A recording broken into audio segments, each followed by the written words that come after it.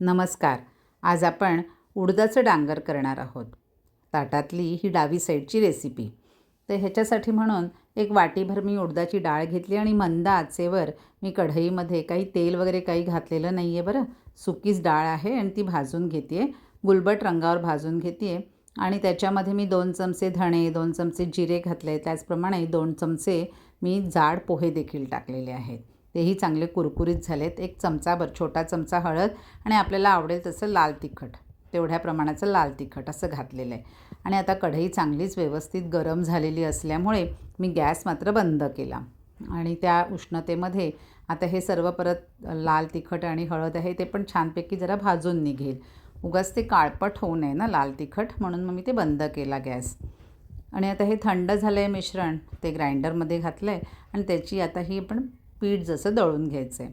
मेतकूट कसं असतं तसंच, पण ह्याच्यामध्ये फक्त उडदाची डाळ असते.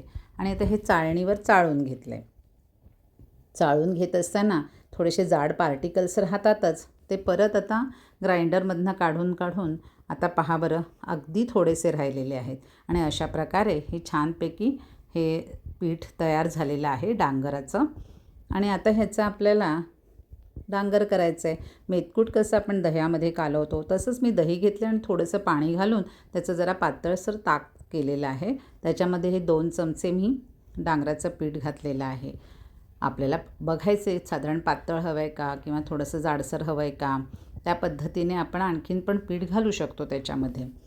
आता हे सर्व चांगलं मिक्स झाल्यानंतर त्याच्यात थोडीशी चवीसाठी म्हणून साखर आणि ही चिरलेली कोथिंबीर टाकलेली आहे. छानपैकी मिक्स करून घ्यायचं आहे हे. आणि आता ह्याला ना मी फोडणी देणार आहे. आता ह्याच्यात ऑलरेडी लाल तिखट मी घातलेलं आहे, त्यामुळे मी फोडणीमध्ये काही लाल तिखट घालणार नाही आहे. तत्पूर्वी शेंगदाण्याचा कूट मी 1-1.5 चमचा घातलेला आहे.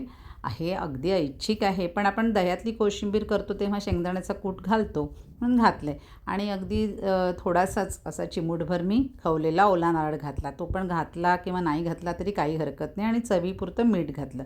आता ही फोडणी तेल गरम झाल्यानंतर राई आणि जिरं, हिंग हे छानपैकी घालून तडतडवलं आणि त्याच्यात हिरव्या मिरच्या घातल्यात आता. आणि ही फोडणी मी आता ह्या डांगरावर घातलेली आहे. हे दह्यातलं डांगर आपलं तयार झालेलं आहे. ह्यामध्ये कांदा घालूनसुद्धा केलं जातं बरं.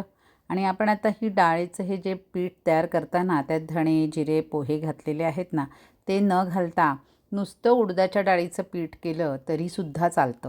मग अशा प्रकारे नुसतं फक्त डाळीचंच पीठ केलेलं असेल उडदाच्या डाळीचं, तर त्याच्यामध्ये बारीक चिरलेला कांदा घालायचा, आलं मिरची घालायचं, पेस्ट करून घालायची, कोथिंबीर घालायची आणि मग दही, ताक वगैरे असं घालून त्यालाही आपण वरून मस्तपैकी लाल तिखटाची फोडणी देऊ शकतो.